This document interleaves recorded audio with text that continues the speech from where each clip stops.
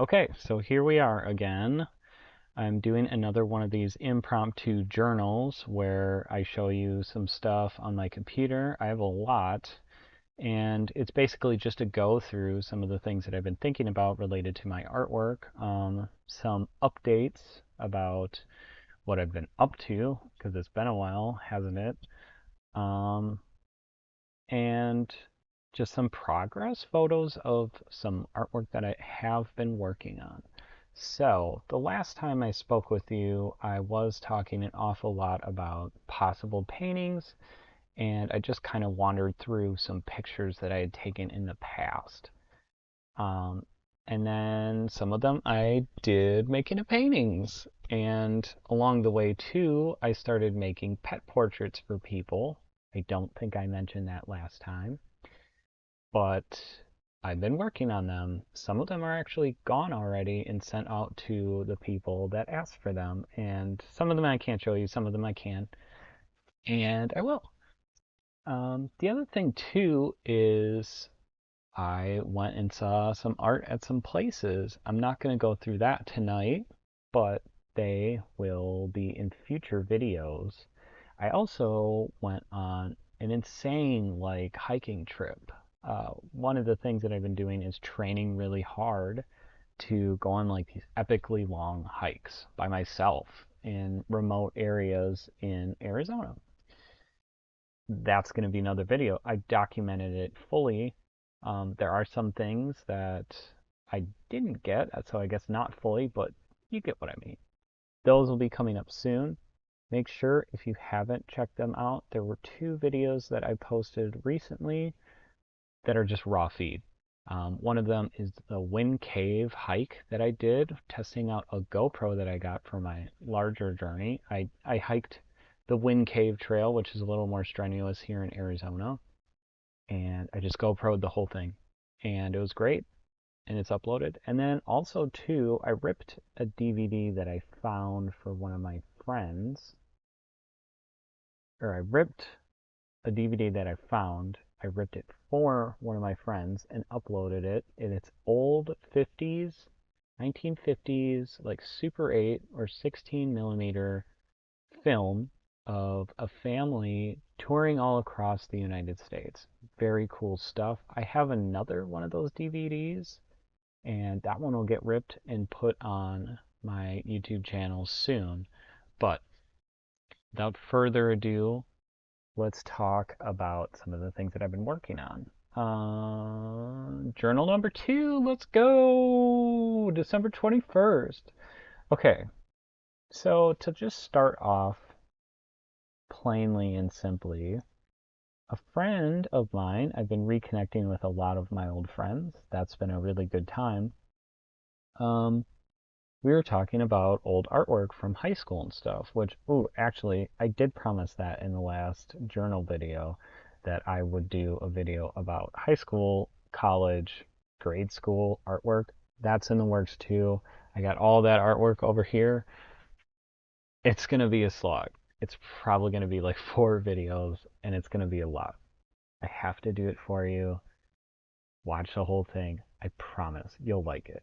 Anyways, my friend who lives in New Orleans, we were talking about some of our past artwork, and we traded some artwork in the past, and she lost one of hers that I gave her, so I sent her a new one. It was actually a record that I collaged and painted on, and then she sent me back some drawings. She's an epic, drawer.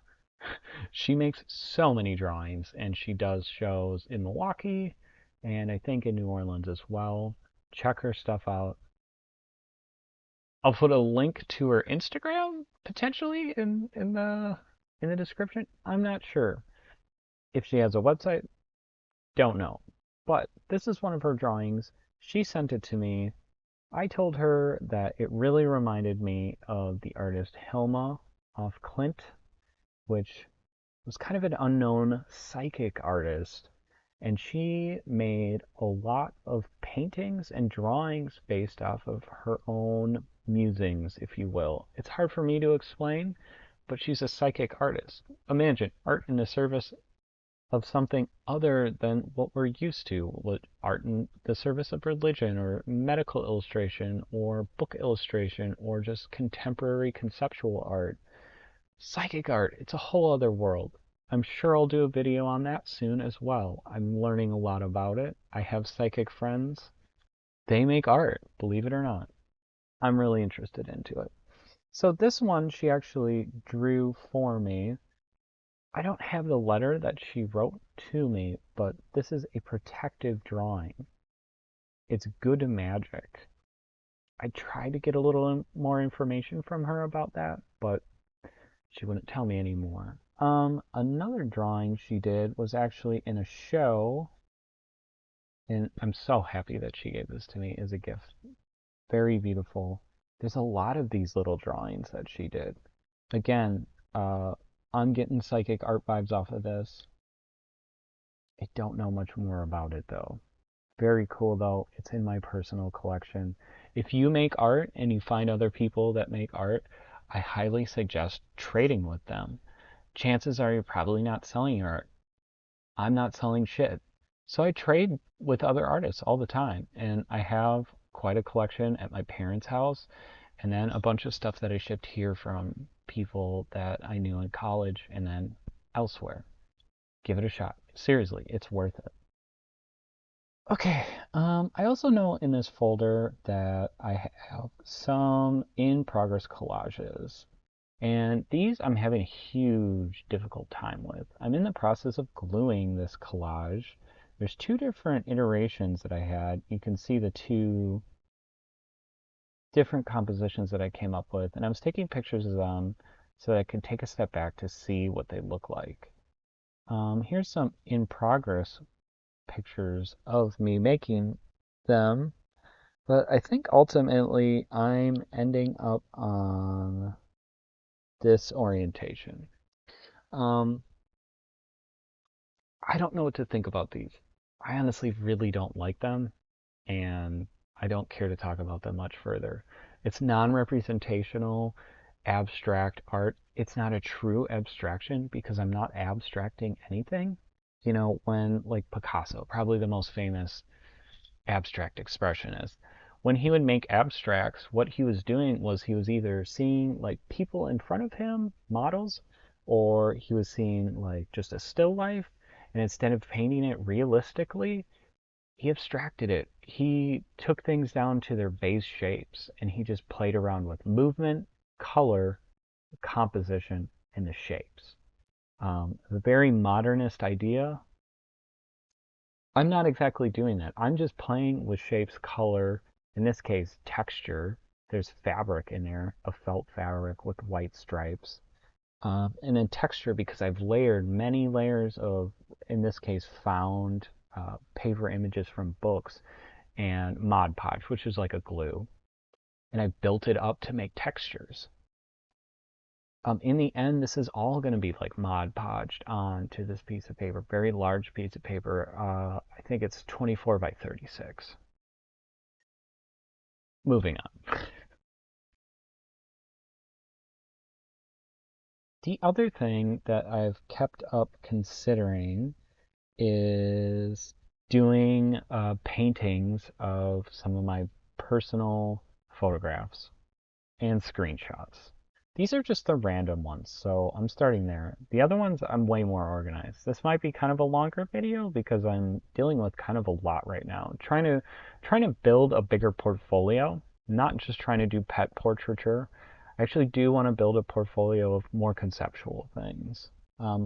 My thought is that eventually I will go back to school for painting and get my master's degree. And I don't have a portfolio of recent works. Like you're watching me break patterns in real time. So here's a picture of me at an art fair that was held in Chicago in 2012. It's a very odd picture. So there was actually artwork there that you could stick your head up through, and then you were like in this like little world, like as a bug or an animal or something like that. I don't know who did this piece. Um, if I remember correctly, these are real plants, and then there were butterflies that would fly around inside of there.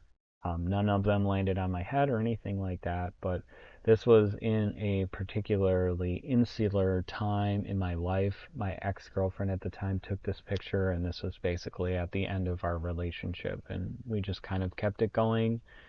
Um, it was on its last leg, folks. It really was. But I like the blur effect. This would be an interesting self-portrait. I know in the last video I mentioned kind of a lot of potential self-portraits, and I did actually start one, and I'm not sure I want to do any other ones right now. I think I'm okay with the one that I have, but this one is in the back of my head. Uh, Partially too because I think it would be difficult to paint this blur.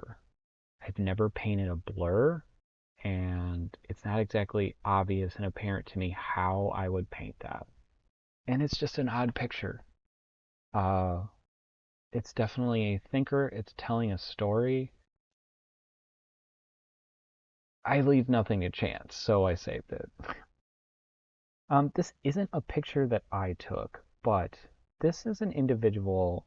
There are many famous people, famous fans, I should say, in sports, and this is a Milwaukee Brewers fan that I've seen multiple times at spring training games. I don't know if he lives in Arizona or if he travels out here. This guy is the epitome of like divorced dad energy. He always has stacks of cups because he drinks way too much at games. And I've seen him be like a drunk bastard at baseball games. I thought I'd throw that in there. This was actually a press photograph. So uh, I will talk a little bit about it more, but I feel like I want to make a portfolio of paintings that talk about um, white cis male masculinity, or cis male masculinity at least. And I want to deal with concepts of how patriarchy in our uh, country specifically has formed these men into what they are, me included. Um, so this might fit into that.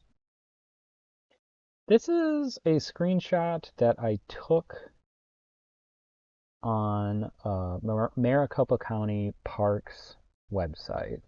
And it's an interesting composition. It's a good picture, great color. And then there's this little kid down here holding the binoculars backwards. I saved it. Let's just put it that way. It would be something interesting to paint. It's funny and humorous. It's kind of one of those things that I think of the meaning later. Sometimes you don't really need to have the meaning before you start making an artwork. That's been done time and time and again. This idea of like artist intentionality, it's not a thing. You don't need to have intention. Sometimes you just have feelings about what you want to draw or paint or create, and you just do it because you love it. And this would be another case in point. I don't think I need to say much more about this one. This would be a fun painting. I would really enjoy painting it. Okay, so where do I start? All right, let's start with the pet portraiture. I'll go through this quickly. So my cat, Janice, she's beautiful. I thought about making this a painting, but I have these other pictures of her standing with like my vintage camera collection, and I have like a cool little clock that's from like communist China that I found like on eBay or something like that. And I used to have these purple grow lights, and when we'd turn off all the lights at night to go to sleep, it would have this purple glow. What this is a light above my cat, Janice. She's sitting by this camera collection, and she looks adorable. I decided to start painting this one.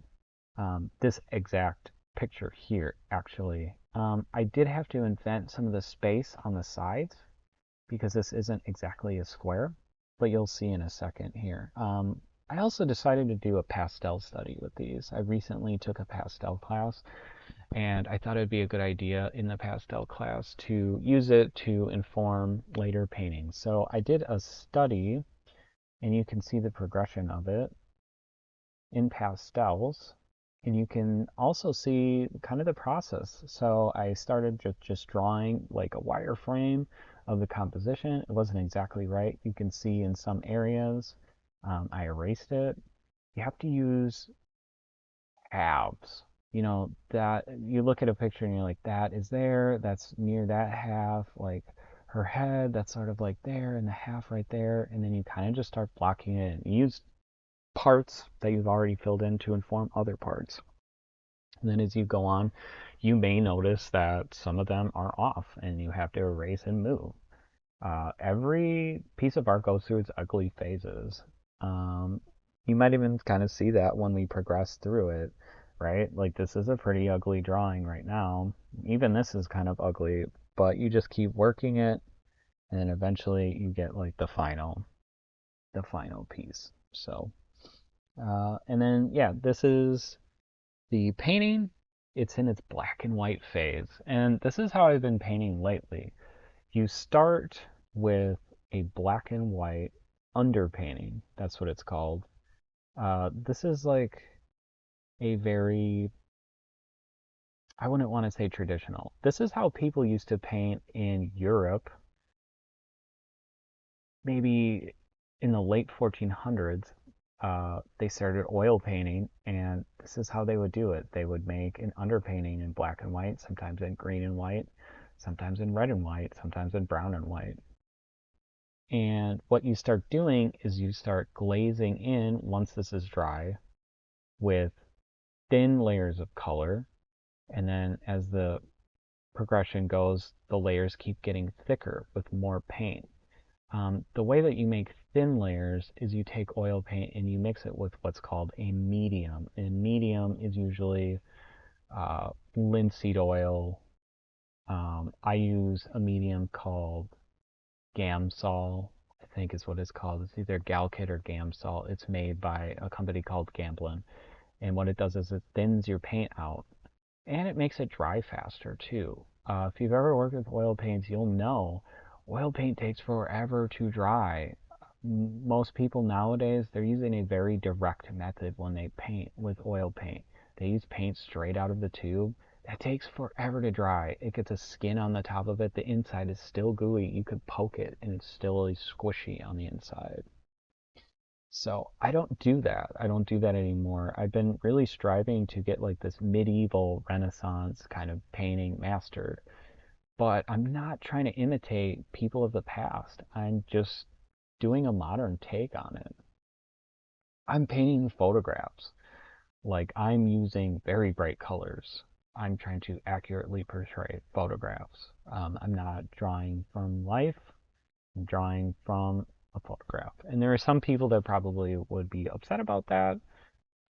We'll talk about some people like that in one of these other folders, but I'm not like that. Art has no rules, it has no bounds.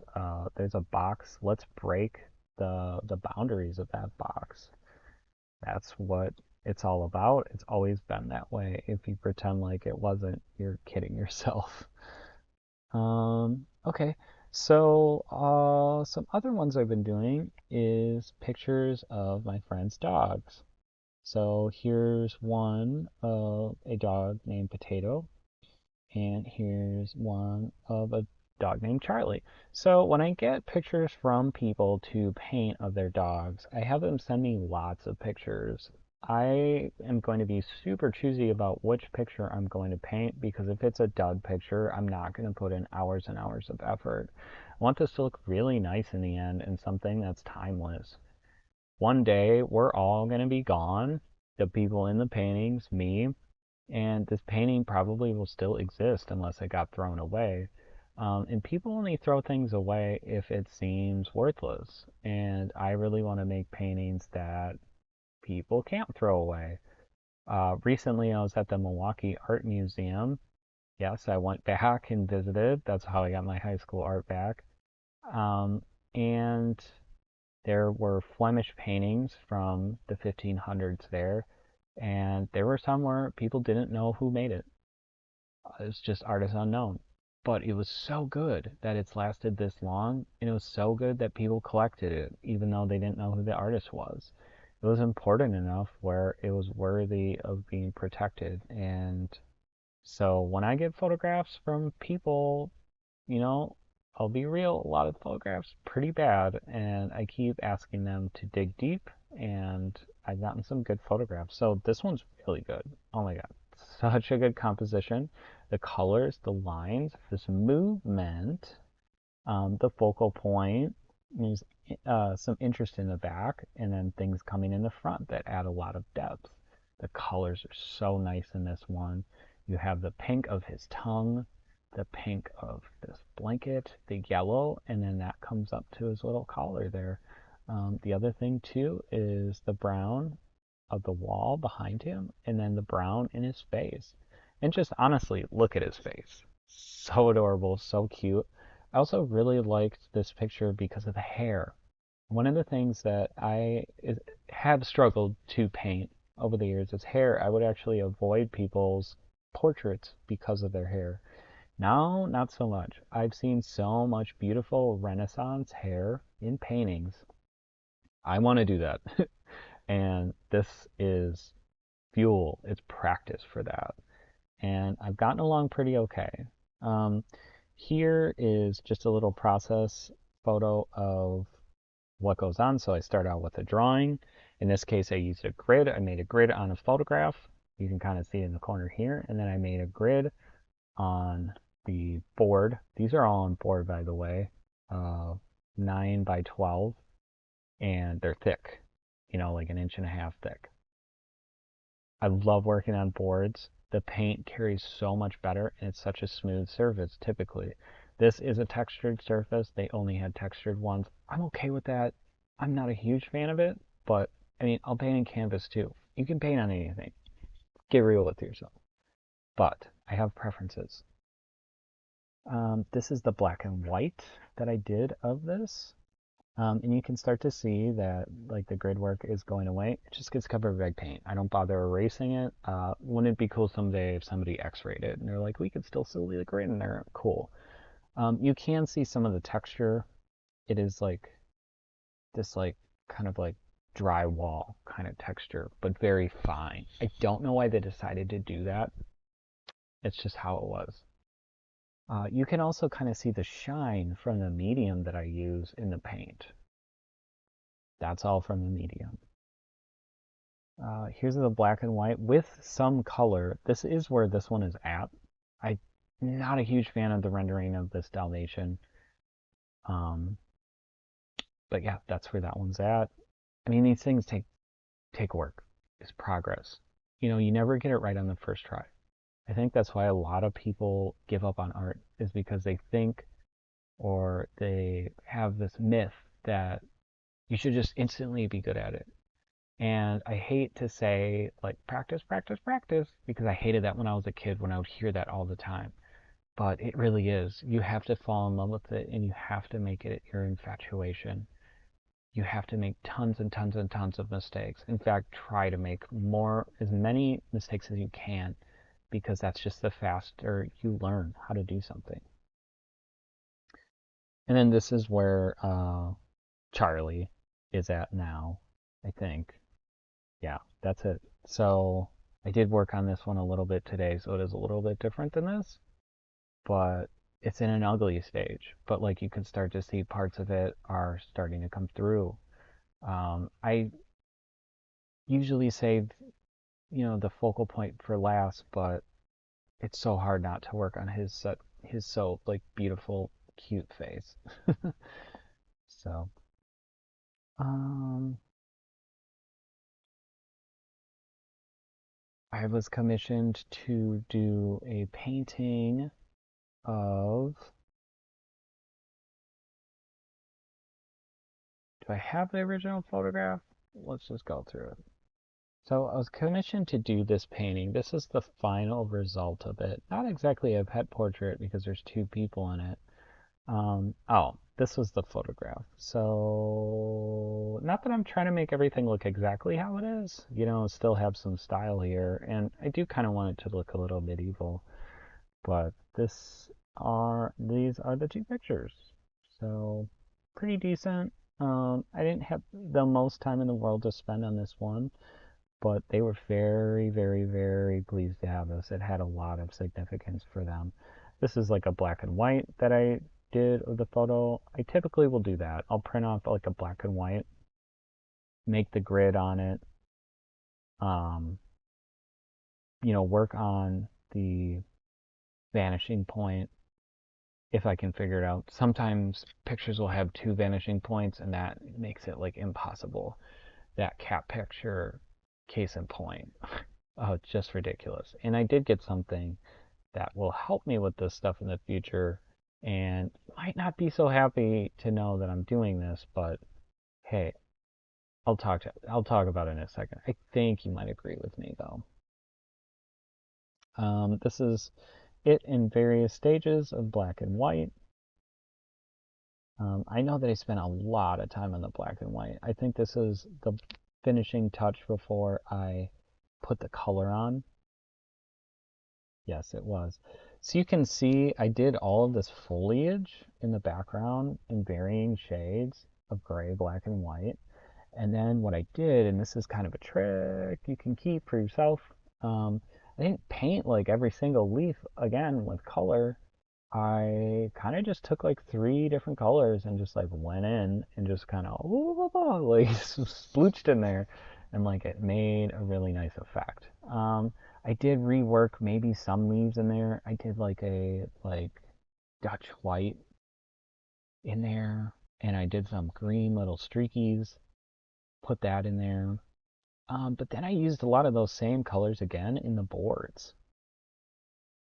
Yeah, because you really just want to work with like five colors primarily. Maybe this has more in it, but you don't want to go crazy. You don't want to have like a rainbow of colors.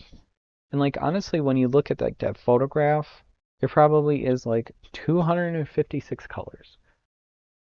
I pared it down a lot, usually with oil paints too. It's all based around colors that you see in nature. It's all based around landscape painting too, because that's what most people paint. So that's what they sell. Yeah, I think that's all I have to say about that. Um, moving on. Yes, self-portrait. So there's not a lot to say about this one. I showed you last time this picture of me when I was in college, a lot younger, a lot thinner. And like it's like my head wasn't done growing yet, because like you can see my head now. Look at that. It's just like a baby phase. So apparently my head needed to grow. I did a black and white of it, and then I started painting it, and this is where it's at right now. It's not completely filled in. I used bigger brushes at the advice of one of my friends, and I'm not sure if I'm into that. I might not do that anymore. I did it for the cat painting, I did it for this painting, and then I did it for. No, that's it. Only did it for those two. So I just don't like how everything is like so triangular or square. Maybe it's because I'm really used to a certain way, but like now I'm just gonna have to like fix a bunch of shit. When it's like I really probably could have just laid this down with a round brush like I normally do, and it's just like all circles. That's all it is. Like I don't think there's anything wrong with that. I don't think I need to necessarily have everything filled in all in one sitting. I rarely can get everything filled in one sitting, especially these bigger things. Like life happens. Like you need to like take a break. You need to go to sleep. You need to like eat food. Maybe you need to like go to work. Sitting down and filling in an entire black and white just for the sake of it, I'm not hearing any great reasons why. But I tried it. My friend, she's smart. Um, yeah, that was all I have of that one. Another pet portrait I'm doing is of my dog and my cat. This is kind of like the first one that I got into. This is an even smaller one than 9 by 12. I don't know how big it is. I don't think it's 5 by 7. I think it's somewhere in between those two measurements. But that's my cat Janice, and that's my dog Stevie, and this is like the first picture I've ever seen of them together because it took a long time for the cat to be nice to the dog. He's very forward. She's a grouch. She likes her space, but they've learned to get along. They like each other now. They still have like their little territories.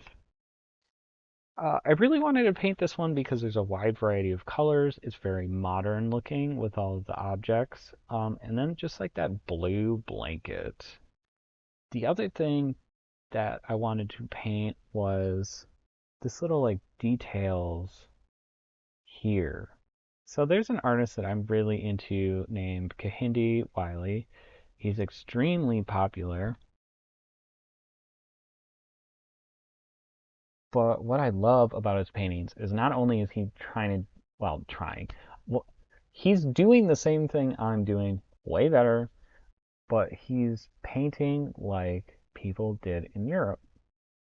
But then the other thing that's really cool about his artwork that I'm trying to emulate is like these floral patterns or like textile patterns in the background.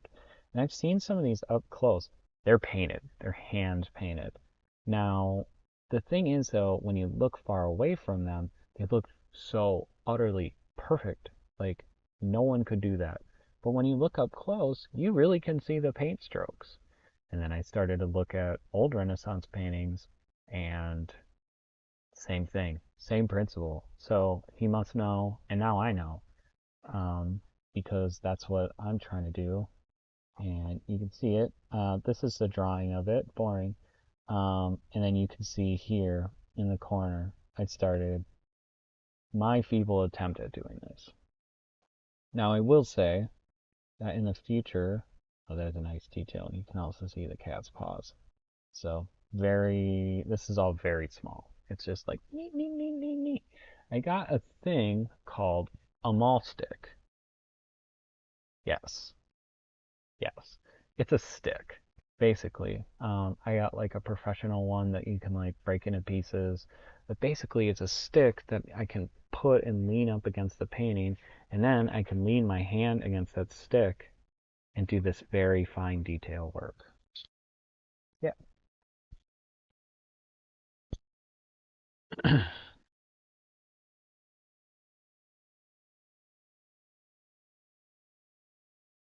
Okay. So, I think last time I showed the beginning of this. I may have shown you that I started painting it, but I'm not sure. Again, this is a photograph that I took in 2013, and this is going to be, I think, the beginning of my portfolio. Ideas about masculinity. So I already started painting this. I bought this big old canvas. It's like 60 inches wide. It's huge. It's massive. That couch and the dog, use that for scale. It's huge. It's like a giant screen TV. It's in my hallway right now, hanging and drying. Um, so something that I bought was a projector. I wanted a projector for a very long time, and they're always way too expensive. We're talking like $800 to $1,000 starting. Well, I looked into it recently, and I found out, hey, on Amazon, there's all of these Chinese LED projectors for like no money. I bought it for $50. I could buy like 10 projectors for the price of what they used to be.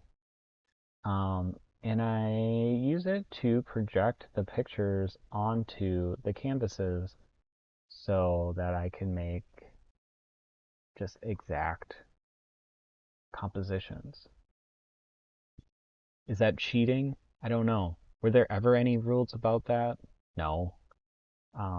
Even in Renaissance times, people would use what they would call a camera obscura. Not everybody did this. But they would project models onto canvases and then trace them out. And that's really only what I'm using it for, is to just make sure the composition's exact, because you can waste so much time working on this. What? Just to prove you're a good draftsman. Like, I know I am already. I don't really care. Like, this isn't a skills competition so much as it is like trying to get ideas across.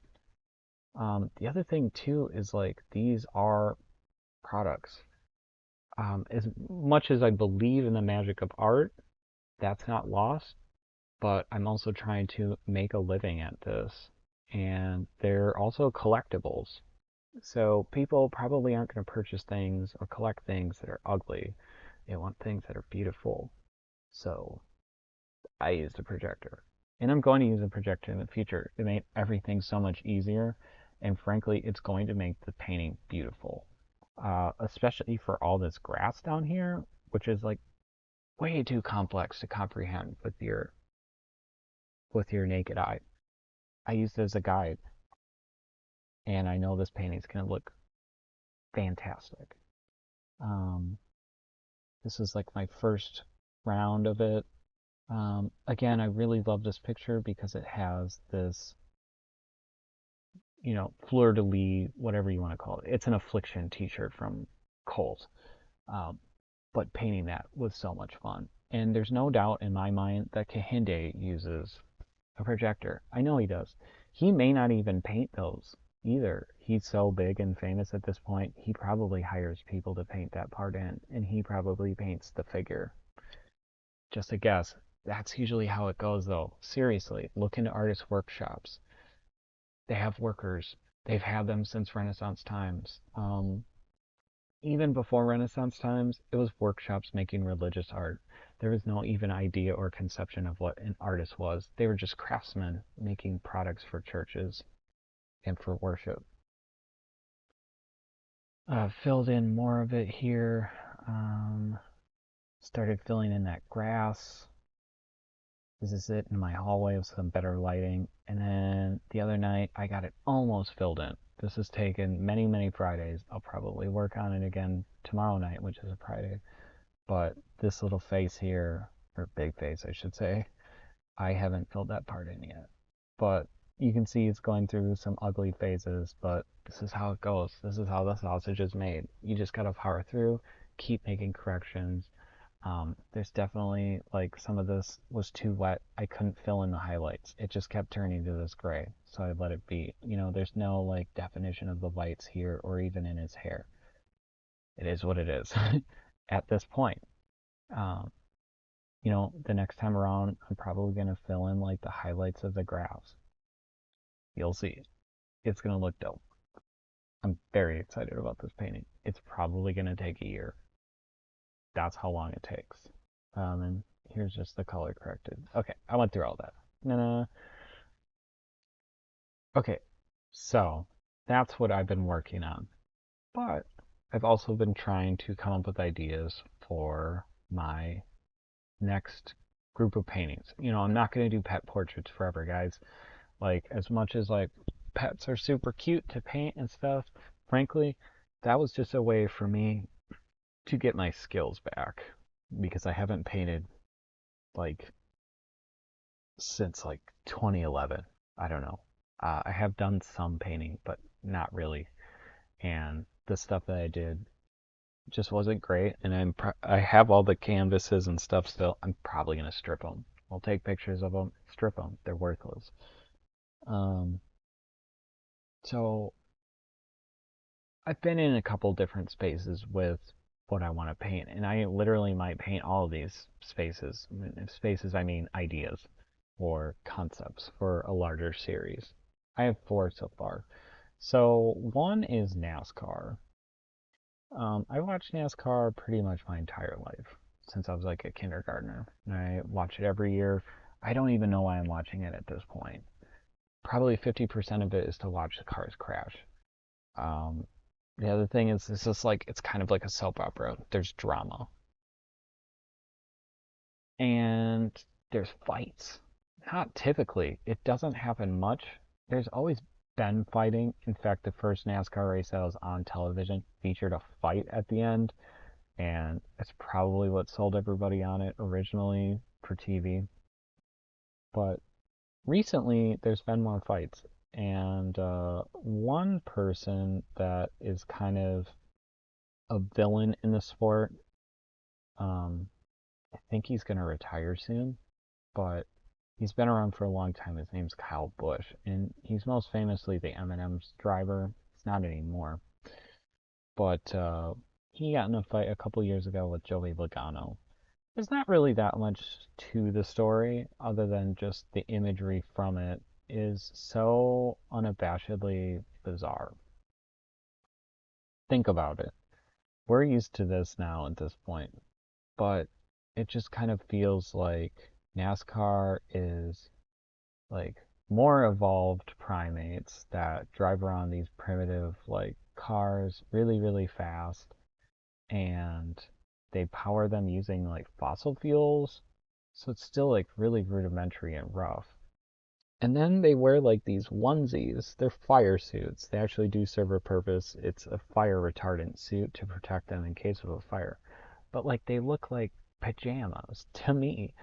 And then they're covered with just like brand names of random stuff. Um, the branding pays for the cars, it pays the people that work on the cars, it pays the people that drive the cars. So it's a necessary thing for the sport to stay alive. But like it's so uniquely American. I know there's racing elsewhere, but it started here with the advertising. And it's so like asinine and pointless. Like they're driving nowhere. It's an endurance test, sure, but like it's just to see on the final lap who's the first one to this line. It's weird. If you really put your head to it, it's fucking weird. Uh, and then to fight over it. By the way, all this resets every week. Somebody else can win the race next week. You know, there's a championship, but that resets every year. Like in the grand scheme of things, I know you want to be the greatest ever, right? You want to win 8 championships like Jimmy Johnson or Lewis Hamilton. Not in NASCAR, I know. But you got paid, you had fun, you drove cars really fast. I don't know. Like, it just seems crazy to me that people would fight over this. So, this was a fight that was at Las Vegas Motor Speedway in 2017 at the Cobalt 400, I believe it was. I was actually in Vegas when this happened, but I wasn't there to see the race. I was just on vacation. And Joey Logano and Kyle Busch got in a fight. Here's another fight between Kyle Larson and a driver named Bubba Wallace. So these are all either press photos or screenshots or press photos that were made and like collages for an article. And I just found them on Google search. Again, like this whole thing, it's just ridiculous. They're fighting over car racing. Um, the other thing too is like this Kyle Busch fight, they made a big spectacle of it. Like sometimes a whole pit crew will fight another pit crew over something that happened on the track. Like it's just like somebody wrecked somebody else. And usually it was just like a fucking accident. These people too, like perpetually rageaholics. They have road rage to the max. Like, you thought your dad had road rage, these guys have it 1,000 times more than your dad. And just tensions flare. I love this picture. This one might be a painting. It's a beautiful composition. It's a Renaissance painting. I don't see it any other way when I see this. This one too, the action of it. I'm not so sure this one would be great, but I would love to paint like this fucked up like car. I love the drama of this. By the way, this whole fight, this was his fault. And he came at him hard. And then later on, people were like, yo, brother, watch the tape. It was your fault. And then he got suspended for one race. Maybe it was more than that, but like he was extremely humbled. He's a really good guy. These guys are actually friends too. This was surprising. This surprised the crap out of me when this happened. This also incidentally happened at Las Vegas this year. So just a look back at this season. And actually, they're also friends with another driver who won the championship. So yeah, they probably hung out with him afterwards, and like this never even came up. NASCAR, man. You gotta watch it. I know it just seems like a bunch of people going around in circles. Do something else while you're watching it and just wait for the drama. It happens. It just does. Here's another shot of it. Very dramatic. I like the guy that's just standing there like, what?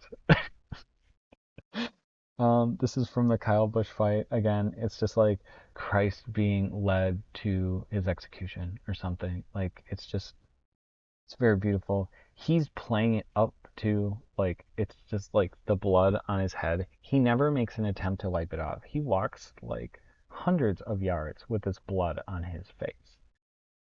Just playing it up with this dumb look on his face. I mean, I like Kyle Busch. He's a great driver. He's a douche. Like, I don't know what to say. I'm sure if I met him, I'd be starstruck as all hell. But he's just, I don't know. He's just got a look about him. His brother is even more insane. I won't get into it right now. His brother like had to go to anger management like multiple times. Otherwise he was gonna get kicked out of NASCAR. And that's saying something. Yeah, just another shot.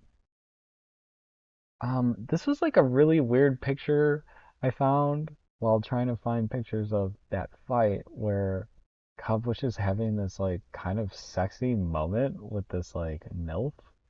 And she made him sign her like lapel. All right, fine. But it's just like the way that they're looking in each other's eyes. Like it's just like, oh, he loves the fans. And he's just got like, I mean, these people are athletes. Like they really are. Like they weight train. They do all kinds of stamina training. Um, But look at his little like skinny little stick arms. Like I have like thicker arms than this guy. Like, are you serious? This dude's like he's won like a million races. He's won I think only one championship, but like he's a legendary driver and he just looks like any average yokel local. Um from Vegas actually. Yeah, just more of the same here. This was like a wider shot. Like, I don't know. I just feel like this would be brilliant to paint as like a larger thing. Tell me what you guys think. Very dramatic. Very, very dramatic. I've chosen the best pictures because there's so many bad pictures that just don't work out as a painting. As a photograph for like an article or coverage, they work totally fine. And like honestly, you only have like a couple shots to get this. Like this fight was over in like 40 seconds tops. Oh wow, very dramatic.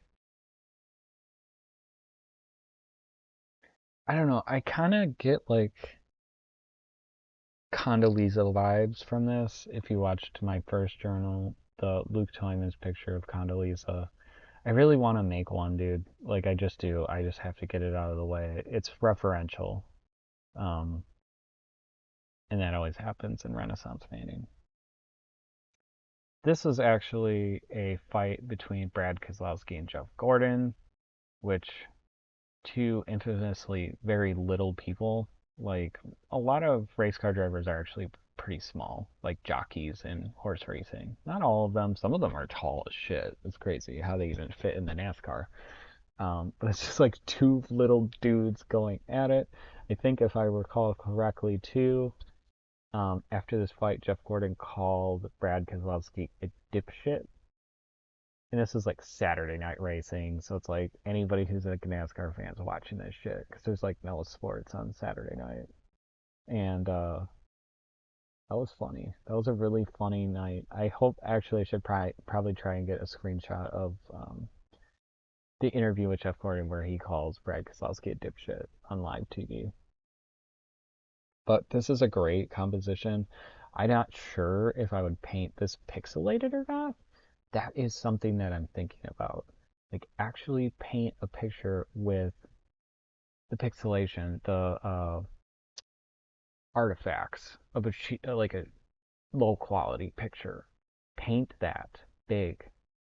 Is that possible? Can I do that? All of that. I forget what that pattern is called, but yeah, I would really like to try that. I mean, this is not only just like trying to build a portfolio, it's trying to challenge myself to what's next. Like when I make these paintings, people are like, "Oh, that's so good." And it's just like I want to push it. I want to keep going. Like I don't care if something's good. I just really want to build and build and build on my skill. I want frustration, I want conflict. Um and then just like learning from it.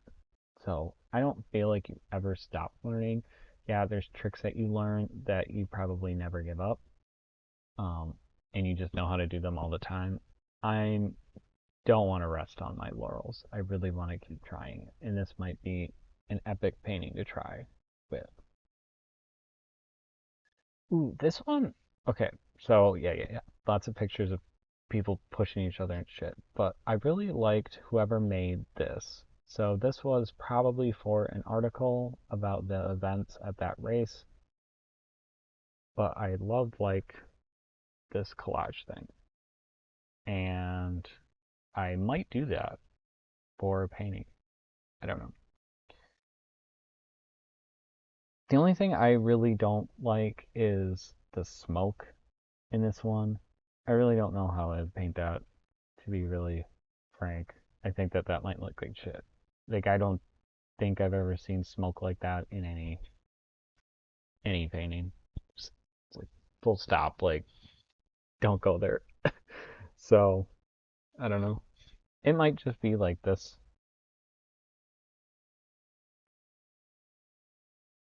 And then that's it. So moving along here. Let's talk about trials. So I've been watching a lot of trials, and I actually kind of want to make more screenshots of some of the trials that I've seen in the last couple of years. But one trial that you may have heard of was of the Waukesha, my hometown, um, parade attack that happened, where a man drove a SUV, a red Ford Explorer, through a parade route of a Christmas parade in downtown Waukesha. And if you didn't think that was crazy enough, like 30 people got injured, like 5 or 6 people died because they got hit by this car, and the guy got away, and then they caught him. The trial was equally as insane. This guy was a huge sociopath, and the trial lasted, maybe like 2 weeks, and the guy was a sovereign citizen and he represented himself. That was a bizarre trial. The whole thing was ridiculous. And the judge was kind of like the star of the show because she was so fair and she tried to get this through without having a mistrial or a trial that could get appealed in any way, shape, or form. And the guy got like sentenced to like 700 years in jail. Plus, like, I think like life sentences too. I don't even know. It was an insane trial. I can't even believe it happened in my hometown, and I feel compelled to make paintings of screenshots from the trial. The judge was extremely beautiful too. And again, I'm getting like these Condoleezza vibes where it's like powerful woman, most powerful person in the room. And she's incredibly beautiful and sexy, but like very intellectual, incredibly just. She didn't put up with any of that guy's bullshit, but also was fair to him and completely embodies the principles and the ethos of our country, frankly. I know some people didn't like that she ran for Supreme Court afterwards, Supreme Court of Wisconsin, but like, whatever. Like, if it was a man doing it, would we even be having this conversation? Like, please. So this is a picture of her. She has a wonderful smile and just like a very friendly personality, even in the midst of this like really awful trial. I did watch a trial more recently of her, and she just does not put up with bullshit. And she calls them like she sees them, and like actually, it's an appropriate response. This is a screenshot from a security camera in downtown Waukesha, and this is right after the guy plowed through the parade. And the reason why I took this screenshot is because it everyone it's a subdued reaction. No one knows what the heck happened. There is some chaos. You can't really tell though. When you first look at this picture, it just looks like a normal picture of a parade route with people standing around. But the longer you look at it and the more you look at some of the figures, like over here, or like the demeanor or the blur of people going fast, you start to see that like this is a miss. This picture has a double meaning, or it has more to it than what meets the eye. And again, this is like stealing from Luke Toyman's again. I'm going to use them a lot as inspiration. I mean, this idea of history painting, reborn, taking screenshots, found videos, found pictures, personal photographs, and making history painting from it is something that interests me. I mean, the other thing too about this whole concept is it tells you about who we are in this moment. And people 100 years from now could look at this painting and see what we were thinking about. The other thing that is kind of, I don't know, it doesn't matter. All I was going to say was like in the background it says joke shop. So, I don't know. It's just like a weird dichotomy, I guess. Terror and then joke shop. Here's kind of another play on that. So after this guy drove through the street and plowed through a bunch of people in a parade, they closed off all the streets in downtown. And this is a screenshot from the trial where they actually flew a drone through the crime scene and showed the parade route and showed barely any of the carnage. So, yeah, there was like chairs and stuff left on the side, but like if you just at first glance look at this, it just looks like a city street. But like something pretty ominous is in the foreground going into the background, and that's these green spray paint things. And basically what we're talking about here is like circling a blood trail. They're circling somebody getting dragged by this vehicle through the street. And again, it's that Luke Toyman's thing where everything's not as it seems at first, and then really it's underneath it is just like violence, just pure, unadulterated violence. Same thing here. It just looks like a street, the car parked on it, but then you can see like a red light, you can see the antennas. This is a cop car. This is crime tape. You can see like a bunch of mangled chairs and stuff, and then again this like spray painting. Yeah, ugly stuff. This is another portrait of her, probably reprimanding the defendant. Um, she's beautiful, but yet so judicious, like so strong. I would be afraid to be the defendant in a trial with her as the judge because she's so precise, exacting. She cuts like a knife. Another trial that I watched was the Taylor business trial. I'm not going to go into the details of that because it's just so long. But then there were some interesting screenshots. At one point, um, whoever was like operating cameras for this YouTube channel, they just like had both cameras trained on her and didn't realize it for a long time. And it's just basically just like an interesting picture. Sorry, it's getting late. I'll finish this up. And this is another picture of her. She's a very bizarre character. Let's just say meth is one hell of a drug. But she had like severe mental problems from all of her meth use, and then she ultimately murdered somebody because of her meth use. This is a picture of her at her sentencing with a spit hood on. Very bizarre character. A friend of mine said she looked demonic or possessed. Okay, so let's do another one here. An idea I had was to paint the portraits of cult leaders or grifters, spirituality grifters, scam artists that people follow. And I'll probably do this more in another journal because I haven't really collected on any. I've only collected these two, but it's just like this cult of personality I'm super interested in. I mean, it's a form of violence, it's a form of manipulation, but it's one of its own. And it's all about worshiping one person, and it's the cult leader, it's the scam artist. It's all about them in the first place. It's to enrich them, it's to give them attention, it's to make them feel larger than life, make them feel important, smart, beautiful, you name it. There's so many motivations behind it. This one is of a guru. I don't remember what her name is.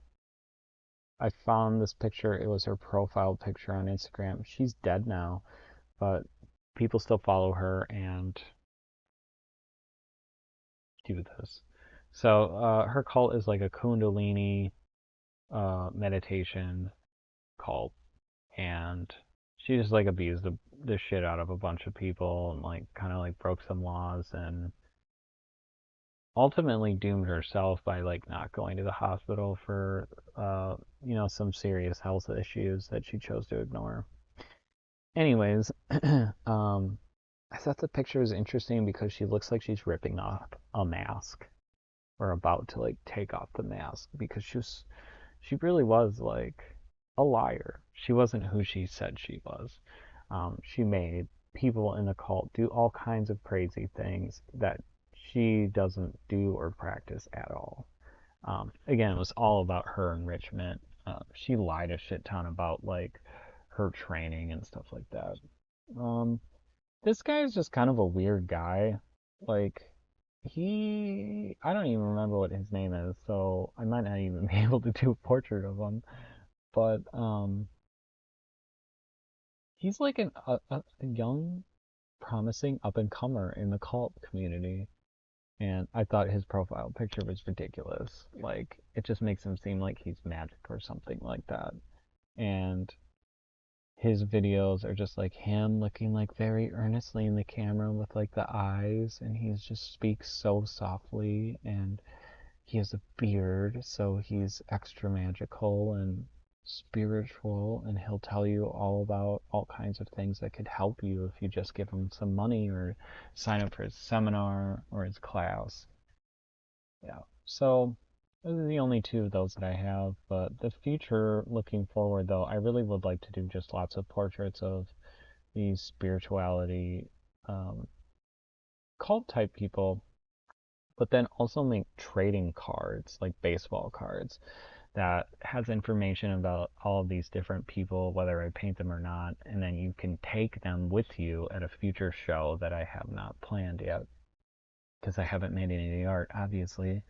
But it's just like having a collection of all of these people together should give you enough warning to realize or see the signs when they show themselves to you. a lot of these places are super upfront about what they're doing. Like they're just straight up almost telling you they're running a cult. But yet people keep getting recruited, vulnerable people, and they don't have, I feel like, the knowledge to tell the difference between, legitimate spirituality and people that are just trying to take advantage of you. And that would be the motivation for it in the end. Speaking of cult and masculinity, I started researching this artist that I knew about and found out he is kind of an influencer in the manosphere. If you don't know what that is, look that up. But it's the artist Odd Nerdrum. And I just took some pictures that I found on the internet of him. I'm not going to talk tons about him right now because I do want to wrap this up. But he's just like this artist that was famous in the 70s for his surrealist but like very traditional paintings. It's like Rembrandt mixed with Dali. That's what his stuff is like. And David Bowie bought some pictures of his in the 1970s, and that's kind of like how he got famous or known by the broader art world. And he's a great artist. Don't get me wrong. His name is Odd Nerdrum. He is odd. His name is Norwegian, so that's why it is. But he's got like this cult of young men around him that hate what they call modernity. And it's just like their scapegoat for why they can't be accepted by like a broader contemporary art crowd. Like they hate probably the artwork that I would make, to be honest. Um, Even though I'm kind of melding both of those worlds. But they follow this guy. They pay exorbitant amounts of money to come live on his ranch, and he'll like blither on and on about like painting, and they'll paint there. And like the weird thing about him too is like he wears like shit from back in the day. Like he doesn't use like electricity and stuff. Um, yeah, that's all I'll say about him. I'm looking more into that. I will share more. I might not do anything with that though, just because I know how those people are and they're extremely retaliatory. And guess what? I make art too. So who knows what the fuck could happen. But that's about it. That's what I'm working on. That's what I'm thinking about. Yeah, subscribe to my channel if you made it all the way through this. My channel is about breaking patterns. I don't normally do journals. This is just something to show the process, what I think about when I'm thinking about making art. It's not as easy as it looks, as you could tell. There's a lot of thought that goes into it, a lot of thought that I put into it anyways. There's probably people that put even more into it. So long. Thanks for watching. I hope you have a wonderful day. Make some art yourself. Look at some art. Make an art date where you go out, hang out with your friends, look at some art.